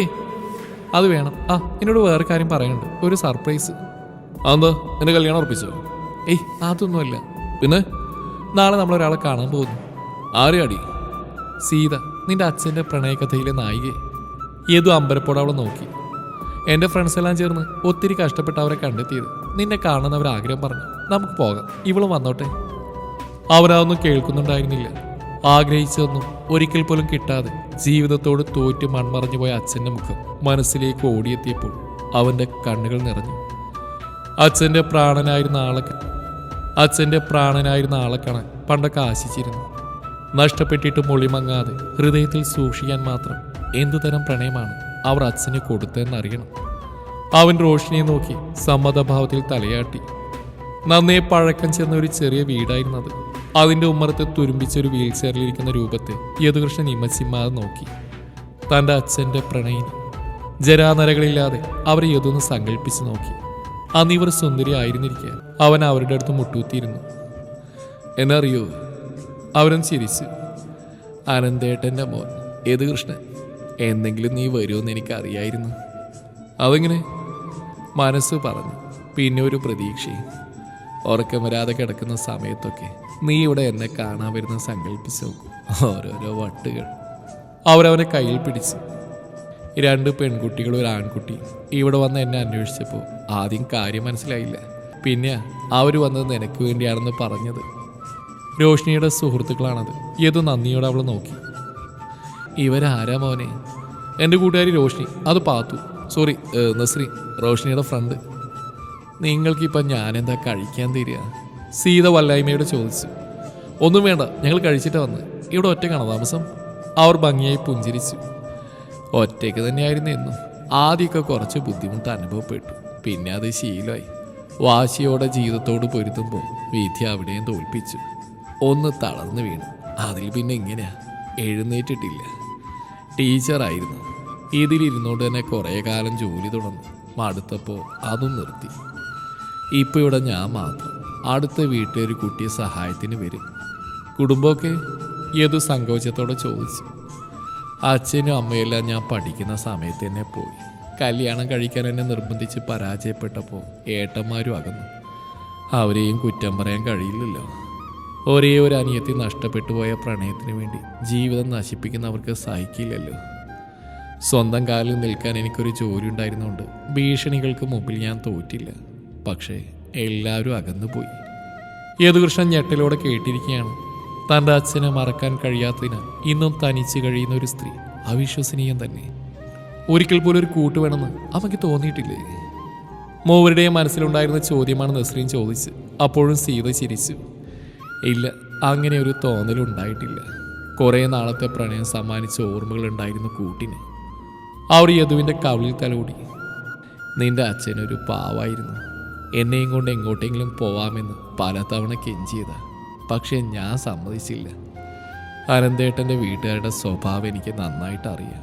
ഒരിക്കലും സമാധാനത്തോടെ ജീവിക്കാൻ ഞങ്ങൾ അനുവദിക്കില്ല. എൻ്റെ വീട്ടുകാർ സാമ്പത്തികത്തിലും ജാതിയിലും എല്ലാം താഴെയായിരുന്നു. വെറുതെ എന്തിനാ ഞാനായിട്ട് അദ്ദേഹത്തിൻ്റെ നല്ല ഭാവി കളയുന്നെന്നായിരുന്നു എൻ്റെ ചിന്ത. പക്ഷേ കല്യാണം കഴിഞ്ഞ ശേഷം ഒരിക്കലും ഞങ്ങൾ കണ്ടിരുന്നു. നീ പോയതിൽ പിന്നെ സന്തോഷം എന്തെന്ന് ഞാൻ അറിഞ്ഞിട്ടില്ല. ഒന്ന് ചിരിച്ചിട്ട് പോലുമില്ലെന്ന് എന്നോട് പറഞ്ഞപ്പോൾ ഒത്തിരി വേദന തോന്നി. എൻ്റെ കൂടെ ആയിരുന്നെങ്കിൽ അദ്ദേഹം ഇത്രയ്ക്ക് അനുഭവിക്കേണ്ടി വരില്ലായിരുന്നു എന്ന കുറ്റബോധം അലട്ടി തുടങ്ങിയ നാള് എടുത്ത തീരുമാനം ഈ ഏകാന്ത ജീവിതം. പിന്നെ വർഷങ്ങളോളം ദൂരെ ഒരു നാട്ടിൽ ജോലിയായിട്ട് ഞാൻ കഴിഞ്ഞുകൂടി. നിന്റെ അമ്മയെ ഡിവോഴ്സ് ചെയ്ത് വേണമെങ്കിൽ അനന്തേട്ടനെ എനിക്ക് ഒരുമിക്കായിരുന്നു. പക്ഷേ നിന്നെ ഓർത്ത് മാത്രം അദ്ദേഹം എല്ലാം സഹിച്ചു. ഏതോ ഓർമ്മകൾ കുത്തിനോവിച്ചുകൊണ്ടാവാം അവരുടെ കണ്ണുകൾ നിറഞ്ഞു. കൂടെയുള്ളതിൻ്റെ വില നഷ്ടപ്പെടുമ്പോഴേ അറിയൂ എന്ന് പറയുന്നു വലിയൊരു സത്യ. അതിൻ്റെ ഉദാഹരണം എൻ്റെ ജീവിതം. ആനന്ദേട്ടൻ മരിച്ചതറിഞ്ഞപ്പോൾ ഒന്ന് അവസാനമായി കാണണമെന്ന് ആഗ്രഹിച്ചു. പക്ഷേ ചക്ര കസേര തള്ളാൻ ഒരാളെ കിട്ടണ്ടേ. ഒരുപാട് കരഞ്ഞു. അതല്ലേ എനിക്ക് ചെയ്യാൻ കഴിയും. അവർ കണ്ണുടച്ചു. എന്നോട് മോന് വെറുപ്പായിരിക്കുന്ന കരുതിയത്. കാരണം എൻ്റെ പേര് പറഞ്ഞ അമ്മയച്ഛനും വഴക്കടിക്കുന്ന കണ്ടു വളർന്ന കുഞ്ഞല്ലേ നീ. ഇപ്പോൾ സന്തോഷമായി. ഇനി ചത്താലും പ്രശ്നമില്ല. കുറച്ചേരം ആരൊന്നും മിണ്ടിയില്ല. വിരുന്നുകാർ വന്നറിഞ്ഞ് അടുത്ത വീട്ടുകാരവിടെ എത്തി. അവരായിരുന്നു സീതയ്ക്ക് വേണ്ട സഹായങ്ങൾ ചെയ്തു കൊടുക്കുന്നു. എല്ലാവരും ചേർന്ന് ഭക്ഷണം ഒരുക്കി കഴിപ്പിച്ചാണ് അവർ യാത്രയാക്കിയത്. പാവം അല്ലേടാ? തിരിച്ചുള്ള യാത്രയിൽ റോഷിനി ചോദിച്ചു. ഏതൊന്ന് മൂളി. വാടകയ്ക്കെടുത്ത കാർ അവൻ തന്നെയാണ് ഡ്രൈവ് ചെയ്യുന്നത്. നിന്റെ അച്ഛനെ ഇവരെ കെട്ടിയാൽ മതിയായിരുന്നു. കുറേ നിർബന്ധിച്ചിരുന്നെങ്കിൽ ഇവരെ സമ്മതിച്ചേനെ. ഇതിപ്പോൾ ആർക്കും സന്തോഷവും സമാധാനവും ലഭിച്ചില്ല. അതിന് എതിർഷം മറുപടിയൊന്നും പറഞ്ഞില്ല. നസ്രീൻ പുറത്തേക്ക് നോക്കിയിരിക്കുകയാണ്. നീ എന്താ ഒന്നും മിണ്ടാത്ത? ഞാനെന്ത് പറയാനാടി, ഓരോരുത്തരുടെ വിധി. അല്ലാതെ എന്ത്? അതിലും വലിയൊരു തലവേദന വന്നിട്ടുണ്ട്. നിങ്ങളുടെ മൂഡ് കളയണമെന്ന് കരുതി പറഞ്ഞില്ലെന്നേ ഉള്ളൂ. എന്താ? റോഷിനി നസ്രീൻ ഒരേ സമയം ചോദിച്ചു. നാളെ ഇവളെയും കൊണ്ട് ചെല്ലാൻ പറഞ്ഞ് ഇവിടെ ഭർത്താവിൻ്റെ വക്കീൽ വിളിച്ചിരുന്നു. ഒരു ഔട്ട് ഓഫ് കോർട്ട് സെറ്റിൽമെൻറ്റിനുള്ള ശ്രമം. പോലീസുകാരോട് ചോദിച്ചപ്പോൾ അവരും പറഞ്ഞ ചെല്ലാനാ. ഞാൻ പോയില്ല, നസ്രീൻ പെട്ടെന്ന് തന്നെ പറഞ്ഞു. ഏയ് നീ പോണം. റോഷിനി അവിടെ തോളിലൂടെ കൈയിട്ടു. അവർക്ക് പറയാനുള്ള കൂടി കേട്ടിട്ട് അടുത്തെന്താണെന്ന് ആലോചിക്കുക. ചെന്നൈയിലെ ജോലി ഏകദേശം ഓക്കെ ആയിരിക്കുക. എത്രയും പെട്ടെന്ന് അങ്ങോട്ട് പോകേണ്ടി വരും. അതിനുള്ളിൽ ഇതിലൊരു തീരുമാനം ഉണ്ടായി നല്ലതല്ലേ? നീ പേടിക്കണ്ട, ഞാനും ഇവനും വരും. എനിക്കതല്ലേ പണി. ഒന്ന് പോയടി. നീ ഒറ്റക്ക് ഉണ്ടാക്കിയാൽ മതി. മര്യാദക്ക് ഓട്ടോ ഓടിച്ചിട്ട് നാളെ കുറയായി. ത്യാഗം സഹിക്കാൻ ഞാനിവിടെ കാമുകരൊന്നുമല്ലല്ലോ. റോഷിനി എന്തോ പറയാനാഞ്ഞത് നസ്രീൻ അവൾ തടഞ്ഞു. വേണ്ട ചേച്ചി, ആരെയും നിർബന്ധിക്കേണ്ട. എന്തായാലും ഇവിടെ വരെ എത്തിയില്ലേ? ചെന്നൈയിൽ ജോലി കിട്ടി പോകുന്നതിൻ്റെ അഹങ്കാരം ആദ്യം ഇരിക്കടി, എന്നിട്ട് കാല് കിട്ട്. യദു ഒന്ന് നിർത്തിക്കേ. നിനക്ക് എന്താ ഇത്രയും ദേഷ്യം? ഇവിടെ രക്ഷപ്പെടാനല്ലേ നമ്മൾ ഈ കഷ്ടപ്പെടുന്നത്? അതാദ്യം ഇവള് ചിന്തിക്കണം. കോടതി കേസ് എടുക്കുക. ഇവളുടെ ഭർത്താവ് അയാളുടെ വീട്ടുകാരൊന്നും ചെയ്യില്ല, എന്നിട്ട് പേടി. അങ്ങനെയുള്ള ഇവളാ ജോലി ചെയ്ത് തനിച്ച് ജീവിക്കാൻ പോകുന്നത്. നീ നോയിക്കോടി, ചെന്നൈ പോയ രണ്ടാമത്തെ ദിവസം മോയിക്കൊണ്ട് ഇങ്ങോട്ട് തന്നെ വരും. നീ ഒന്ന് വണ്ടി എടുക്കുന്നുണ്ടോ? റോഷിനി ദേഷ്യപ്പെട്ടു. അവൻ എന്തോ പെരുവിരുത്തോണ്ട് കാറ് മുന്നോട്ടെടുത്തു. അങ്ങനെയൊക്കെ സംഭവിച്ചു പോയി. ഇനി അടുത്ത് എന്താണെന്ന് ആലോചിക്കുന്നതല്ലേ നല്ലത്. അഡ്വക്കേറ്റ് സണ്ണി അനുനയിപ്പിക്കാൻ ശ്രമിച്ചു. നസ്രീനെ റോഷിനിയും കേട്ടിരിക്കുകയാണ്. അടുത്ത കസേരയിൽ നബീസയുമുണ്ട്. റിയാസ് ട്രീറ്റ്മെൻറ്റ് കൃത്യമായിട്ട് എടുക്കുന്നുണ്ട്. ഇപ്പോൾ ഹോസ്പിറ്റലില്ല, അതാ വരാഞ്ഞ്. അവൻ്റെ ഭാഗത്ത് തന്നെയാണ് 100% തെറ്റ്. എന്ന് വെച്ച് ബന്ധം വേർപ്പെടുത്തണോ? കല്യാണം കഴിഞ്ഞ ശേഷമാണ് മാനസികമായി പ്രശ്നങ്ങൾ വരുന്നതെങ്കിലും ഒന്നുമല്ലെങ്കിലും നിങ്ങളെ സാമ്പത്തികമായിട്ട് ഇത്രയൊക്കെ സഹായിച്ചല്ലേ. കോടതി കയറ്റി വെറുതെ നാണം കെടുത്തണോ? നിങ്ങൾ വളച്ചിട്ട കാര്യം പറക്കിയില്ലേ? റോഷിനി പുച്ഛത്തോടെ ചിരിച്ചു. ഇവൾക്ക് വേറെയും ജോലിയുണ്ട്, വെറുതെ മെനക്കെടുത്തരുത്. നീ ആരാടി അത് പറയാൻ? ഇത് ഞങ്ങളുടെ കുടുംബക്കാരിയാ. നബീസ ശബ്ദമുയർത്തി. റോഷ്നി അവരെ നോക്കി. ദേ തള്ളെ, അടിച്ച് അണപ്പല് തെറിപ്പിക്കും. വക്കീൽ വിളിച്ചിട്ട് ഞങ്ങൾ വന്ന്. അപ്പം കാര്യങ്ങൾ പറഞ്ഞോളൂ. നസ്രീനല്ല ഞാൻ. നിങ്ങൾ ഇവളെപ്പോലുള്ള പാവം പെമ്പിള്ളേരെ മാത്രമേ കണ്ടിട്ടുള്ളൂ. ഇതാള് വേറെയാ. ഹലോ പ്ലീസ്, ഒരു പ്രശ്നം ഉണ്ടാക്കാനല്ല ഞാൻ വിളിപ്പിച്ചത്. സണ്ണി ഇടപെട്ടു. നമുക്കിത് രമ്യമായി പരിഹരിക്കുന്നില്ല നല്ലേ? എങ്ങനെ? നിങ്ങൾ അത് പറ. കേസ് പിൻവലിക്കണം. ഇനിയൊരു പ്രശ്നം ഉണ്ടാവില്ലെന്ന് ഇവിടെ വെച്ച് അവർ ഉറപ്പ് തരും. എന്നിട്ട് ഇവരുടെ കൂടെ പോകണം അല്ലേ? യെസ്, അതാണല്ലോ നല്ലത്. നീ എന്താടിയൊന്നും പറയാത്ത? നിന്റെ ജീവിതം ഇവിടെ ചർച്ച ചെയ്യുന്നത്. തീരുമാനം നിന്റെയാ? റോഷ്നി നസ്രീനോട് ചോദിച്ചു. അവൾ കുറച്ചു നേരമൊന്നും മിണ്ടിയില്ല. പിന്നെ വക്കീലിനെ നോക്കി. നടക്കില്ല. കേസ് പിൻവലിക്കണമെങ്കിൽ എനിക്ക് മ്യൂച്വൽ ഡിവോഴ്സ് കിട്ടണം. കോടതി പോലെ എനിക്ക് ഡിവോഴ്സ് കിട്ടും. ഒരു ഭ്രാന്തന്റെ കൂടെ ജീവിക്കാൻ ഒരു കോടതിയും പറയില്ല. പക്ഷേ അതുകൊണ്ട് ഇവർക്ക് മാത്രം നഷ്ടം. കൊലപാതക ശ്രമത്തിന് കൂട്ടുന്ന കുറ്റത്തിന് ഈ സ്ത്രീ അടക്കം കമ്പിയാണ്. നിയമം എനിക്കും കുറച്ചൊക്കെ അറിയാം. സണ്ണി ആശ്ചര്യത്തോടെ അവൾ ഉറ്റുനോക്കി. ഇനി എൻ്റെ ജീവിതത്തിൽ ഇവരവരുടെ മൗനം ഉണ്ടാകാൻ പാടില്ല. ഒരു നോട്ടം കൊണ്ടുള്ള ഭീഷണി പോലും ഉണ്ടായാൽ ഞാൻ പ്രതികരിക്കും. എനിക്ക് നഷ്ടപ്പെട്ട ഒന്നുമില്ലാത്തതാണ്. ഇവരങ്ങനെയല്ലല്ലോ. ഏയ് കൂൾ കൂൾ, നമ്മൾ വഴക്കിടാൻ വേണ്ടിയല്ലല്ലോ ഇവിടെ കൂടിയത്. ശരി, കോർട്ടിൽ പോയാൽ കിട്ടുന്ന അതേ നഷ്ടപരിഹാരം മതിയോ? അതോ കൂടുതൽ പ്രതീക്ഷിക്കുന്നുണ്ടോ? ഒരു രൂപ പോലും വേണ്ട. നസ്രീൻ ചിരിച്ചു. ഇവരുടെ കൂടെ ഉണ്ടായിരുന്ന ആളുകൾ ഒരു ദുസ്വപ്നമായി മറക്കാൻ ശ്രമിക്കാൻ ഞാൻ. പിന്നെ ആവശ്യത്തിന് കാശ് എൻ്റെ അനിയൻ്റെ ചികിത്സക്ക് മാറ്റിയിട്ട് ചിലവാക്കിയിട്ടുണ്ടല്ലോ, അത് തന്നെ ധാരാളം.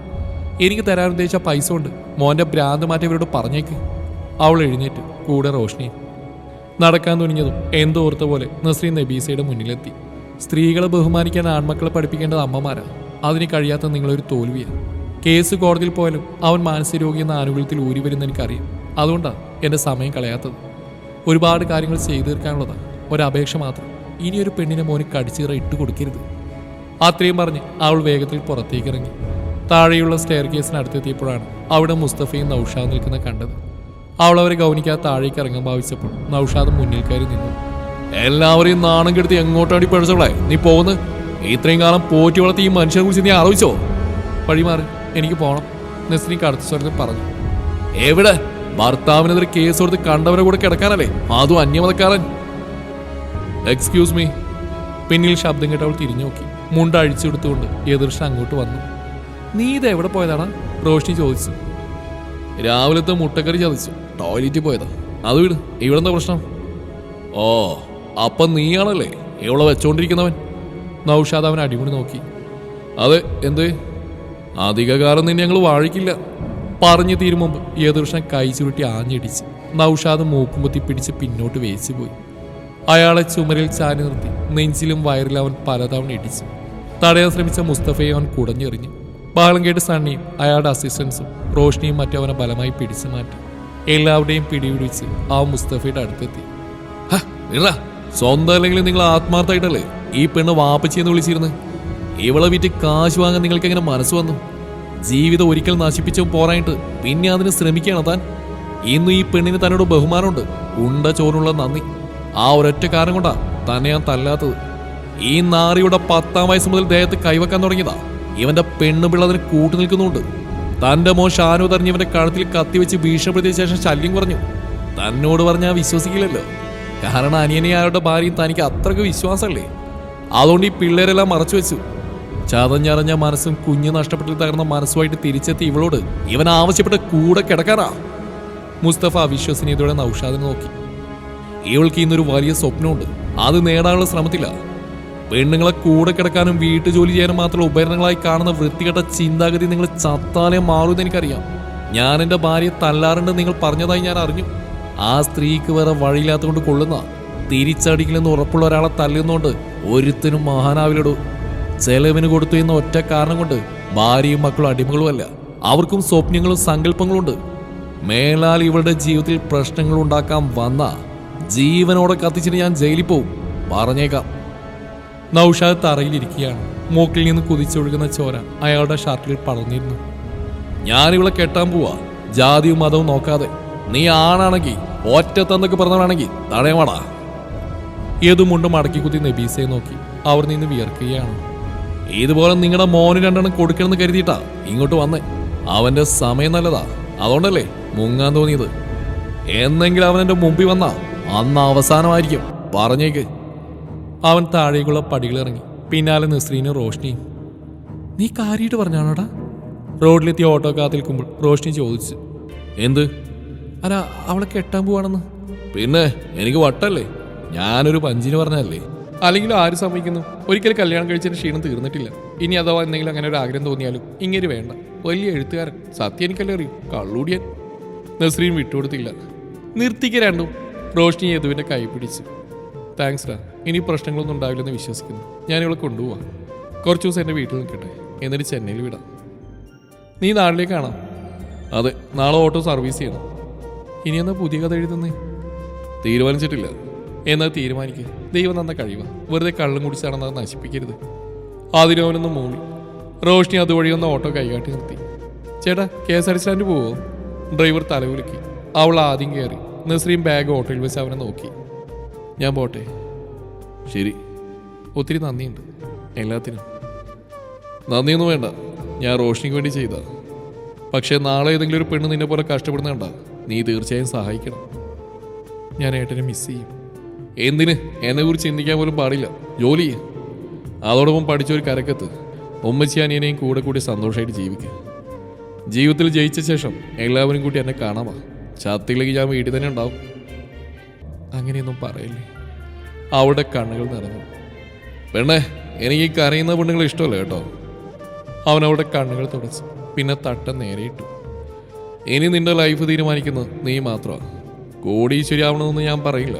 അതൊക്കെ സിനിമകളിലും കഥകളും മാത്രമേ നടക്കൂ. ഒരു നേരത്തെ ആഹാരം കഴിക്കാൻ മറ്റൊരാളെ ആശ്രയിക്കാതിരിക്കുന്ന വിജയം തന്നെയാണ്. നിന്നെ കൊണ്ട് സാധിക്കും. Best wishes. നസ്രീൻ ഓട്ടോയിലേക്ക് കയറി. അത് ദൂരെ മറയും നോക്കി കുറച്ചുനേരം യദുർഷ്ണ അവിടെ തന്നെ നിന്നു. പിന്നെ റെയിൽവേ സ്റ്റേഷൻ ലക്ഷ്യമാക്കി നടന്നു. ഒരു വർഷത്തിന് ശേഷം തൻ്റെ ഓട്ടോയിൽ നിന്ന് മൊബൈൽ നോക്കിയായിരുന്നു യദു. പിന്നിൽ ആരോ വരുന്നറിഞ്ഞ് അവൻ ഗ്ലാസ്സിലൂടെ നോക്കി. റോഷ്നിയെ കണ്ട് അവൻ അമ്പരന്നു. നീ എപ്പോ നടി? പുലർച്ചെ ട്രെയിൻ ഇറങ്ങി നേരെ നിന്റെ വീട്ടിലേക്ക് പോയത്. അമ്മ പറഞ്ഞു നീ ഏതോ ഓട്ടം കിട്ടി പോയതാണെന്ന്. അതെ, ഒരു ഹോസ്പിറ്റൽ ട്രിപ്പ് ഉണ്ടായിരുന്നു, കഴിഞ്ഞു വന്നേ ഉള്ളൂ. അമ്മ ഹാപ്പിയാണല്ലോ. ഏതായാലും നന്നായിടാ. നിന്റെ അച്ഛൻ്റെ കൂടെ ജീവിക്കാൻ അവർക്ക് വിധിയുണ്ടായില്ല.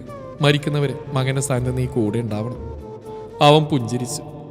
അച്ഛൻ്റെ എഴുന്നേറ്റ് കിടക്കാൻ പോലും വയ്യാത്ത പഴയ കാമയെ കൂടെ താമസിപ്പിക്കുന്നേ അവരുടെ സാധാരണ കൊണ്ടൊന്നല്ല. എനിക്കാരെങ്കിലും വേണ്ടേ? ഒറ്റയ്ക്ക് മടുത്തിരി, ഭ്രാന്ത് പിടിക്കുന്ന പോലെ. അതാ അമ്മയുടെ കാല് പിടിച്ച് കൂടെ വരാൻ പറഞ്ഞു. ആരെയും ബുദ്ധിമുട്ടിക്കുന്ന ഇഷ്ടമില്ലാത്തതിനാൽ ആദ്യമൊന്നും സമ്മതിച്ചില്ല. പിന്നെ എൻ്റെ സങ്കടം കണ്ട് മനസ്സറിഞ്ഞുകൊണ്ടാവണം വന്നത്. കയറി ചെല്ലുമ്പോൾ കാത്തിരിക്കാൻ ആരുമില്ലാത്ത വീട് അതൊരു നരകം തന്നെയാ. ഇപ്പോൾ ഒത്തിരി സന്തോഷമുണ്ട്. അമ്മയെ കുളിപ്പിച്ച് ഡ്രസ്സ് മാറ്റി മുടിയൊക്കെ ചെയ്യി കൊടുക്കുമ്പോൾ എനിക്ക് തോന്നും അമ്മയെ മാത്രമല്ല ഒരു മോളെ കൂടി എനിക്ക് കിട്ടിയെന്ന്. ഇപ്പോൾ 1 മാസമായി അമ്മ നിന്റെ കൂടെ അല്ലേ? അതെ. നസ്രീൻ വിളിക്കാറില്ലേ? 2 തവണ വിളിച്ചിരുന്നു, പിന്നെ ഞാൻ എടുത്തില്ല. എന്തു പറ്റി? ഒന്നുമില്ല, ഓരോ തിരക്ക്. റോഷ്നി മുന്നോട്ടാ ഞാൻ അവൻ്റെ മുഖം പിടിച്ച് തിരിച്ചു. നീ അവളെ വല്ലാതെ മിസ് ചെയ്തു അല്ലേ? ഒന്ന് പോടി. യദു, എന്നോട് കള്ളം പറയണ്ട. ഈ 1 വർഷമായിട്ട് ഞാൻ അവളെക്കുറിച്ച് എപ്പോൾ സംസാരിച്ചാലും നീ ഒഴിഞ്ഞു മാറും. പക്ഷെ നീ എഴുതിയ ഓരോ കഥയിലും എനിക്ക് അവളെ കാണാം. പിന്നെ പറയാതെ പോയൊരു പ്രണയവും. അവൻ മിണ്ടിയില്ല. നിനക്ക് അവളെ ഇഷ്ടമാണോ? അങ്ങനെ ചോദിച്ചാൽ അറിയില്ലടി. പക്ഷെ അവൾ പോയ ശേഷം എൻ്റെ വീട് ഉറങ്ങിപ്പോയി. കുറച്ച് നാൾ മാത്രമേ കൂടെ ഉണ്ടായിരുന്നുള്ളൂ എങ്കിലും അവളോടൊപ്പമുള്ള ഓരോ നിമിഷവും വല്ലാത്ത സന്തോഷമായിരുന്നു. എന്നോ മറന്നുപോയി ചിരിക്കാനുള്ള കഴിവ് പോലും തിരിച്ചിട്ടിയത് അവൾ വന്ന ശേഷം. ശരിക്കൊരു മാലാഖ തന്നെയാണ് ആ കുട്ടി. പിന്നെ എന്തിനാണ് നീ അവളെ പറഞ്ഞു വിട്ട്? അവൾക്കൊരു നല്ല ഭാവിയുണ്ട്. ഒരുപാട് ദുരിതങ്ങൾ നിറഞ്ഞ ജീവിതത്തിൽ നിന്നും സ്വതന്ത്രമായി പറക്കട്ടെ. ഞാൻ അവളെ വിട്ടില്ലെങ്കിൽ അവൾ കരുതും ഞാൻ സഹായിച്ച സ്വാർത്ഥ താല്പര്യത്തിന് വേണ്ടിയാണെന്ന്. മെഡിക്കൽ കോഡിംഗ് കോഴ്സ് കഴിഞ്ഞ് അവൾക്കൊരു പ്രൈവറ്റ് ഹോസ്പിറ്റലിൽ ജോലി കിട്ടി. ആണോ? സന്തോഷം. അനിയനൊരു ജോലി ശരിയാക്കി കൊടുത്തു. ഉമ്മാക്ക് അവന് താമസിക്കാൻ വാടക വീട് എടുത്തു നീയാണെന്ന് ഞാൻ അവളോട് പറഞ്ഞിരുന്നു. അന്ന് തൊട്ട് നിന്നോട് സംസാരിക്കാൻ ശ്രമിക്കുന്ന ആ പെണ്ണ്. വേണ്ടായിരുന്നു, നീ ചെയ്തായിട്ട് പറഞ്ഞാൽ പോരെ. സാരല്ല, നീ വണ്ടി എടുക്കുക. ഇന്ന് ഉച്ചക്ക് ഫുഡ് നിന്റെ വീട്ടിൽ നിന്ന്. അവിടെ കാറിയിട്ടൊന്നുമില്ലടി. അമ്മക്ക് നോൺ വെജ് ഒന്നും നിർബന്ധമില്ല. അതെന്തെങ്കിലും ഉണ്ടാക്കാം. വണ്ടി എടുക്കുക. ഏത് ഓട്ടോ സ്റ്റാർട്ട് ചെയ്ത് മുന്നോട്ടെടുത്തു. എടാ, ഞാൻ കോൾ ചെയ്തിട്ട് വരാം. വീട്ടുമുറ്റത്ത് ഓട്ടോ നിർത്തിയപ്പോൾ റോഷ്നി മൊബൈലും എടുത്ത് പറമ്പിലേക്ക് നടന്നു. ഏതു തലയാട്ടി. സീതയുടെ മുറിയിൽ ആരോ സംസാരിക്കുന്ന കേട്ടപ്പോൾ അവൻ വേഗം അവിടേക്ക് ചെന്നു. മോൻ കഴിക്കാനും തരാറൊന്നുമില്ലേ? അന്ന് കണ്ടപ്പോൾ നല്ല ആരോഗ്യം ഉണ്ടായിരുന്നല്ലോ. പരിചയമുള്ള സ്ത്രീ ശബ്ദം. യദുവിൻ്റെ നെഞ്ചിരിപ്പ് കൂടി. അവൻ വാതിൽ തള്ളി തുറന്നു. പ്രതീക്ഷ തെറ്റിയില്ല. കട്ടിലിരുന്ന് സീത കഞ്ഞി കോരിക്കൊടുക്കുകയാണ് നസ്രീൻ. അവനെ കണ്ടഭാവം നടിക്കാതെ അവൾ തന്റെ ജോലി തുടർന്നു. അമ്മ ഇടക്കൊക്കെ മോനെ മുറിയിൽ ചെന്ന് പരിശോധിക്കാൻ നല്ലതാ. ഇപ്പൊ കട്ടിലിൻ്റെ അടിയിൽ നിന്ന് എനിക്കൊരു കുപ്പി ബ്രാൻഡ് കിട്ടി. രാത്രി കഥകടച്ച് വെള്ളടിയുണ്ട്. രാവിലെ സ്മെല്ലിട്ടായിരിക്കാം മുറിയിൽ പെർഫ്യൂം അടിക്കും. എന്തൊരു ബുദ്ധി. ആണോടാ? സീത ദേഷ്യത്തോടെ അവൻ നോക്കി. ഏയ് ഇവൾക്ക് വട്ട. അവൻ പരിങ്ങി. തെളിവ് ഞാൻ കാണിച്ചു തരാം. നിന്നെ എന്തിനാടി ഇപ്പം കൊണ്ട് കെട്ടിയെടുത്തേ? യദു, നീ വെറുതെ ഇവളെ വഴക്ക് പറയണ്ട. കാര്യങ്ങളെല്ലാം ഞാൻ അറിഞ്ഞു. നീ എന്താ ഇവൾ ഫോം വിളിച്ചിട്ടെടുക്കാത്ത? ഇത്രയും നേരം ഒരേ കരച്ചിലായിരുന്നു. പാവം. അവൾ ടവൽ കൊണ്ട് ചുണ്ടുകൾ ഒപ്പി. മതി, മോള് പോയി ഇവനോട് സംസാരിച്ചു. എനിക്കൊന്നും സംസാരിക്കാനില്ല, ഞാനിപ്പോൾ പോവും. അവൾ മുഖം വീർപ്പിച്ച് പാത്രങ്ങളും എടുത്ത് അടുക്കളയിലേക്ക് നടന്നു. ഒന്ന് ചെല്ലി മോനെ, സീത അവനോട് പറഞ്ഞു. യദു അനുസരിച്ചു. അടുക്കളയിൽ പാത്രങ്ങൾ കഴുകിയാണ് നസ്രീൻ. നീ റോഷിനിയുടെ കൂടെ വന്നാണോ? ഉത്തരവില്ല. ജോലിക്ക് എങ്ങനെയുണ്ട്? അതിനും മറുപടി എടുക്കാതെ അവൾ പാത്രങ്ങൾ കഴുകി. ഉച്ചഭക്ഷണമെല്ലാം തയ്യാറാക്കി മേശപ്പുറത്ത് വെച്ചിട്ടുണ്ട്. നിന്റെ വായിൽ നാക്കില്ലേ പാത്തു? അവൻ ശബ്ദമുയർത്തി. ദേ മനുഷ്യ, പേടിപ്പിക്കല്ലേ? അവൾ തിരിഞ്ഞെന്ന് അവനെ നോക്കി. ഇത്രക്ക് അങ്ങനെ പാടില്ല. വിളിച്ചെടുക്കണ്ട. മെസ്സേജിന് മറുപടി തരാലോ. ഞാനെന്താ നിങ്ങളെ പിടിച്ച് വിഴുങ്ങുമോ? അവൻ കൈകൾ മാറിൽ കെട്ടി കൗതുകത്തോടെ അവളെ നോക്കി. എന്താ? ഏയ്, നിന്റെ സംസാരമൊക്കെ മാറിപ്പോയി. ഇച്ചിരി ധൈര്യമൊക്കെ വന്ന്. നിങ്ങൾ പറഞ്ഞിട്ടില്ലേ മാറണമെന്ന്? അതും ശരിയാ. അല്ല, നിന്റെ വീട്ടിൽ പോയില്ലേ? നസ്രീനൊരു ചൂട് മുന്നോട്ട് വെച്ച് അവൻ്റെ തൊട്ടു മുമ്പിൽ നിന്നു. യദുവിൻ്റെ നോട്ടം പതറി. ഹൃദയതാളം ചടുലമായി. എന്തിനായിട്ടാ അഭിനയിക്കുന്നേ? മനസ്സിലായില്ല. ഇടയ്ക്കിടയ്ക്ക് ഷാനുവിനെയും ഉമ്മച്ചിയും വിളിക്കുകയും കാര്യങ്ങൾ തിരക്കാറുണ്ടെന്ന് എനിക്കറിയാം. അവരോടോ റോഷിനി ചേച്ചിയോടോ എന്നെക്കുറിച്ചൊരു വാക്കുപോലും ചോദിക്കാറില്ല. പക്ഷെ ഞാനിവിടുന്ന് പോയ ശേഷം ഏട്ടൻ എഴുതിയ എല്ലാ കഥകളിലും ഞാനുണ്ട്. ഞാൻ പായസത്തിൽ തൈര് ഒഴിച്ചടക്കമല്ല. എന്നിട്ടും ഞാൻ ആരുമല്ലാത്ത പോലെ എന്തിനാ പെരുമാറുന്നു? വേറൊരുത്തരം ചാവച്ച് ഉപ്പിയ പെണ്ണായതുകൊണ്ടാണോ? ഏതു പെട്ടെന്ന് അവിടെ ചുണ്ടിൽ വിരലമർത്തി. ഞാൻ ചിന്തിക്ക പോലും ചെയ്യാത്ത കാര്യം അത്. നസ്രീൻ അവൻ്റെ കൈ പിടിച്ചു മാറ്റി. പ്രതീക്ഷകളെല്ലാം നഷ്ടപ്പെട്ടിട്ടാ ഞാൻ ആദ്യമായിട്ട് ഇവിടേക്ക് വന്നു. ഇന്നൊരു ജോലി ചെയ്ത് അന്തസ്സോടെ ജീവിക്കാനുള്ള ആത്മവിശ്വാസം തന്ന് ഏട്ടന്. ഓരോ ദിവസവും തുടങ്ങുന്ന അവസാനിക്കുന്നു ഏട്ടൻ്റെ ഫോട്ടോ നോക്കിക്കൊണ്ട. എനിക്ക് പ്രണയിക്കാനെന്ന് അറിഞ്ഞൂടാ. അതെന്താണെന്ന് മനസ്സിലാക്കുമ്പോൾ എല്ലാവരും ചേർന്ന് കെട്ടിച്ചു വിട്ടു. പുരുഷൻ്റെ സ്നേഹം എന്നെ സംബന്ധിച്ചിടത്തോളം വേദന മാത്രമാണ്. ഭർത്താവ് അതുമാത്രമേ തന്നിട്ടുള്ളൂ. എനിക്കറിയില്ല ഏട്ടനോട് എൻ്റെ മനസ്സിൽ എന്താണെന്ന്. അവളുടെ ശബ്ദമിടറി. ഒരിക്കൽ നഷ്ടപ്പെടുത്തിയതിനെക്കുറിച്ച് ഓർത്ത് ഇന്ന് ഒരുങ്ങുന്ന ഒരാളാണ് അപ്പുറത്തെ മുറിയിൽ. അതുപോലെ എനിക്ക് വയ്യേട്ട. എനിക്ക് ഏട്ടനെ വേണം. എന്നെ വഴക്ക് പറയാനും തെറ്റുകൾ ചൂണ്ടിക്കാട്ടാനും എൻ്റെ കൂടെ എന്തും വേണം. നസ്രീൻ നിലത്തിരുന്ന് പൊട്ടിക്കരഞ്ഞു. കുറച്ചേരം എന്ത് ചെയ്യണമെന്നറിയാൻ നിന്ന ശേഷം ഏതോ അടുത്തിരുന്ന് അവളെ തൻ്റെ ദേഹത്തോട് ചേർത്തു. പാതു, കരയിലടി. എനിക്ക് കരയുന്ന പെണ്ണുങ്ങളെ ഇഷ്ടമല്ല. എനിക്ക് കരയുന്ന ആണുങ്ങളെ ഇഷ്ടമല്ല. അതിന് ആര് കരഞ്ഞു? ഇതെന്താ? അവൾ യേതുവിൻ്റെ കവിളിലൂടെ ഒഴുകുന്ന കണ്ണീരിൽ തൊട്ടു. അവൻ വേഗം തുടച്ചിളഞ്ഞു. ഏയ്, ഞാൻ കരഞ്ഞോന്നല്ല. ഉവ്വ, മനസ്സിലായി. അതെ, പുതിയ കഥകൾക്കെല്ലാം ഒത്തിരി പെണ്ണുങ്ങൾ കമന്റ് ഇട്ടിട്ടുണ്ടല്ലോ. അവരോട് ചാറ്റ് ചെയ്യാറുണ്ടോ? ഉണ്ടെങ്കിൽ FB പാസ്വേഡ് എനിക്ക് തന്നേക്കണം. അതങ്ങ് പള്ളി പോയി പറഞ്ഞാൽ മതി. പണ്ടൊരുത്തി കൊടുത്തതാ, അതോടെ ആ പരിപാടി നിർത്തി. ഞാൻ എടുത്തോളാം. അതിനുള്ള വഴിക്ക് എനിക്കറിയാം. നീ എന്തിനാടി കുരിപ്പേ കള്ളു കുടിക്കുന്ന കാര്യം അമ്മയോട് പറഞ്ഞ്? ഞാനങ്ങനെ പണ്ടത്തെ പോലെ സ്ഥിരം കൂടിയൊന്നുമില്ല. വല്ലപ്പോഴും മാത്രമേ ഉള്ളൂ. ഇനി അതും വേണ്ട. ബുദ്ധിമുട്ടാ. ഇപ്പൊ ശരിയായി തരാം. അമ്മേ, ഇത് കേട്ടോ? അവൾ ഉറക്കെ വിളിച്ചു. യദോടെ വാപത്തി. പിന്നെ നെറ്റിയിലെ അധരങ്ങൾ അമർത്തി. ഉടലാകെ കോരിത്തരിച്ചപ്പോൾ നസ്രീൻ അവൻ്റെ നെഞ്ചോട് ചേർന്ന് കിടന്നു. പ്രണയം എന്താണെന്ന് അവർ അനുഭവിച്ചറിയുകയായിരുന്നു. രണ്ടും സെറ്റായി തോന്നുന്നു. സീതയെ വീൽ ചെയറിലെത്തി മുറ്റത്തെത്തിച്ച് റോഷ്നി പറഞ്ഞു. അവൾ കുറേ നാളായി ഇവിടെ ടൗണിലുള്ള ഹോസ്പിറ്റലിൽ ജോലിക്ക് ശ്രമിക്കുന്നു. ഇപ്പോഴാ കിട്ടിയത്. നന്നായി മോളെ. ദയവായിട്ട് ആ കുട്ടിയവൻ്റെ അടുത്തെത്തിച്ച്. ദൈവം എന്നല്ല, എല്ലാം എൻ്റെ പ്ലാനായിരുന്നു. റോഷ്നി കുസൃതി ചിരിയോടെ അവരെ നോക്കി. അവളെ സേഫായിട്ട് താമസിപ്പിക്കാൻ എനിക്ക് വേറെ സ്ഥലമില്ലായിട്ടൊന്നല്ല ഇങ്ങോട്ട് വിട്ടത്. ജീവിതത്തിൽ ഒരുപാട് സങ്കടങ്ങൾ അനുഭവിച്ച രണ്ടുപേരും ഒരുമിച്ച് താമസിച്ച് പരസ്പരം മനസ്സിലാക്കിയ പിന്നെയുള്ള ജീവിതം ഹാപ്പി ആയിക്കുന്നൊരു കണക്കൂട്ട്. അത് തെറ്റിയില്ല. ഇവരൊരുമിച്ച് എന്നറിയാൻ ആകാംക്ഷയോടെ കാത്തിരിക്കുന്ന ഷാനുവിനെ ഉമ്മച്ചിയെ ഞാനൊന്ന് വിളിക്കട്ടെ. റോഷ്നി മൊബൈലെടുത്ത് മുറ്റത്തിൻ്റെ അങ്ങേ തലക്കിലേക്ക് നടന്നു. സീത പറമ്പിൻ്റെ തെക്കേ ഭാഗത്തേക്ക് നോക്കി. യദുവിൻ്റെ അച്ഛൻ്റെ അസ്ഥിത്തറ അവിടെയുണ്ട്. അനന്തേട്ടാ, എനിക്ക് ഒത്തിരി സന്തോഷമായി. മോൻ ആഗ്രഹിച്ച പെണ്ണിനെ കിട്ടിയല്ലോ. അവരിനിയെങ്കിലും സന്തോഷത്തോടെ ജീവിക്കട്ടെ അല്ലേ? നമ്മളെപ്പോലെ അകലങ്ങളിൽ ഇരുന്ന് കരഞ്ഞു തീർക്കാനുള്ള ദുർവിധി ദൈവം അവർക്ക് കൊടുത്തില്ല. എൻ്റെ മരണം വരെ ഞാനും അവൻ്റെ കൂടെ ഉണ്ടാവും. ഒരു കുളിർ തന്നെ അവരെ തഴുകി കടന്നുപോയി.